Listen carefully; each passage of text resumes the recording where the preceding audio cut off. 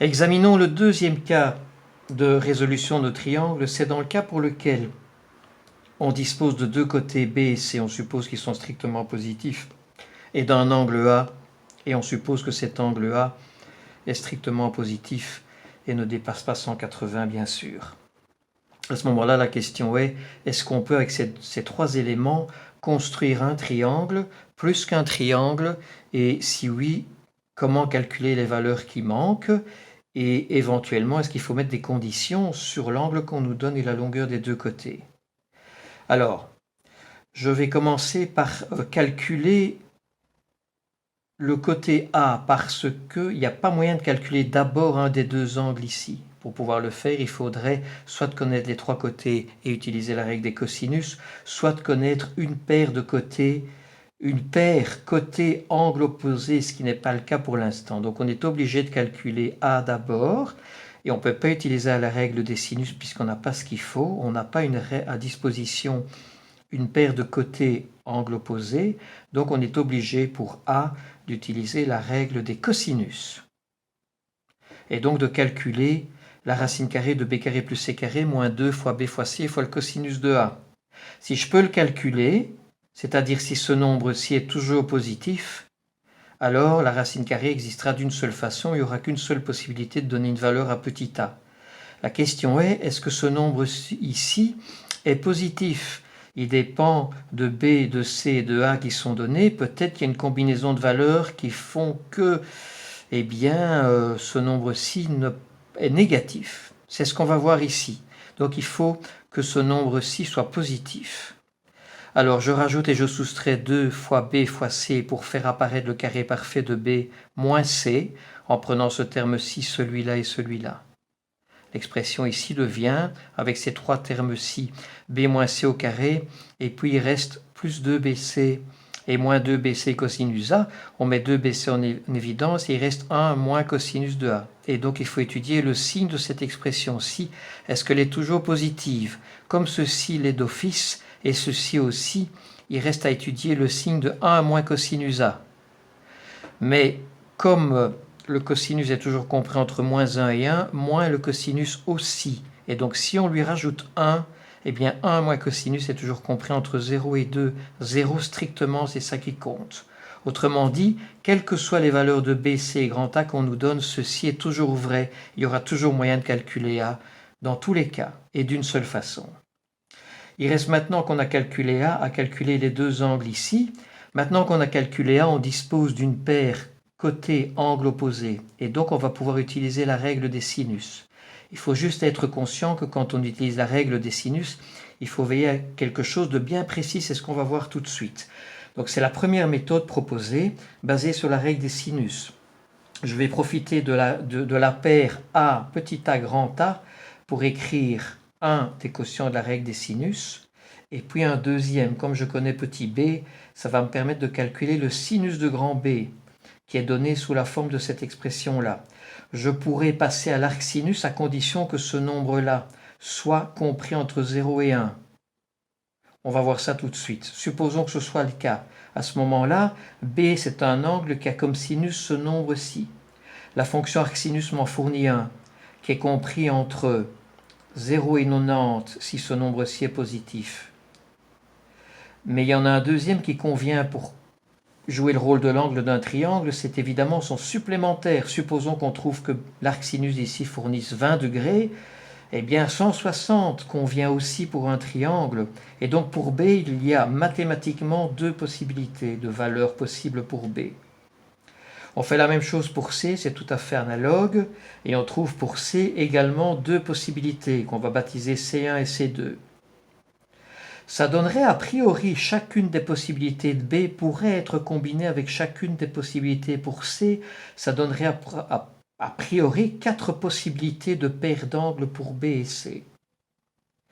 Mais A est unique, donc il y a quelque chose d'étrange là, et donc ce qu'il faudra veiller à faire dans la pratique, c'est trouver la seule, car il n'y en aura bien qu'une seule parmi ces combinaisons d'angles qui, avec l'angle A donné, fournit une somme de 180 degrés. Bien, il reste à voir maintenant s'il y a des conditions à mettre sur les côtés qu'on nous donne et sur l'angle A, pour que ce nombre-ci soit une valeur possible pour un sinus, fournissant un angle compris entre 0 et 90, et pas entre moins 90 et 0. Autrement dit, ce nombre-ci doit être compris entre 0 et 1. Et il ne peut pas être 0 pour que l'angle B soit pas 0. Alors si on prend les conditions minimales, à savoir que ce qu'on nous donne, B et C sont bien des longueurs, donc des nombres positifs, et que A est un angle d'un triangle, ce nombre-ci est évidemment strictement positif, pas de souci. Il reste à voir s'il est plus petit que 1.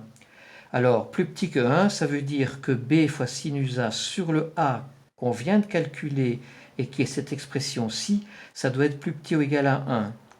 Comme la racine carrée est un nombre positif, je peux le faire passer de l'autre côté, l'inégalité ne change pas de sens. Sinus carré, je l'égale à 1 moins cosinus carré, je distribue, B carré disparaît, il me reste cette expression-ci, j'ai tout rapatrié à gauche de l'inégalité, je change tout de signe et je constate que cette expression est un carré parfait. C'est le carré de B cosinus A moins C qui est évidemment toujours positif ou nul.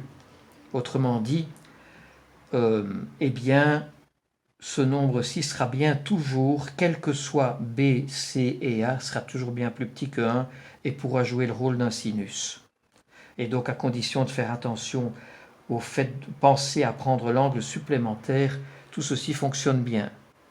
Il y a une deuxième méthode maintenant pour calculer les angles B et C qui fait plutôt appel à la règle des cosinus, puisque une fois que A est calculé, on se retrouve avec le fait qu'on connaît les trois côtés et un angle. Et donc on va pouvoir, grâce à ça, calculer le reste. En tout cas, les trois côtés suffisent. En effet, pour calculer B, règle des cosinus, une des variantes, B carré égale A carré plus C carré moins 2AC cosinus B. Tout est connu, sauf le cosinus de B, qui devient cette expression-là. Si ce nombre est compris strictement entre moins 1 et 1, pour ne pas avoir un angle qui est 0 ou 180, alors ce nombre peut jouer le rôle d'un cosinus. On va regarder si c'est vrai après. Supposons que ce soit vrai. À ce moment-là, B, c'est l'angle qui est fourni par la fonction arcosinus, qui fournit d'office un angle compris entre 0 et 180 et qui peut donc convenir comme angle d'un triangle sans discussion. On fait la même chose pour C, une autre variante de la règle des cosinus. Le raisonnement est tout à fait analogue et on trouve une valeur et une seule pour C, à condition que ce nombre-là soit compris entre moins 1 et 1. On va le vérifier pour ce nombre-ci. Est-ce qu'il y a des conditions à mettre sur petit b, petit c et grand A pour que ce nombre-là soit strictement compris entre moins 1 et 1? On va vérifier ça tout de suite. Ça veut dire qu'il faut vérifier deux inégalités. Commençons par la première. Comme A et C sont supposés être positifs, je peux les faire passer de l'autre côté. L'inégalité ne change pas de sens. Je rapatrie.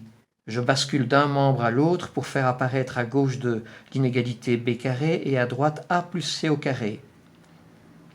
Comme les deux nombres sont positifs, b et a plus c, je peux prendre la racine carrée et j'obtiens que b doit être plus petit que a plus c, ce qui est vrai, puisque nous avons b et c, on a calculé a pour que les trois ensemble forment sans problème les côtés d'un triangle, et s'ils forment les côtés d'un triangle, chaque côté est plus petit que la somme des deux autres strictement.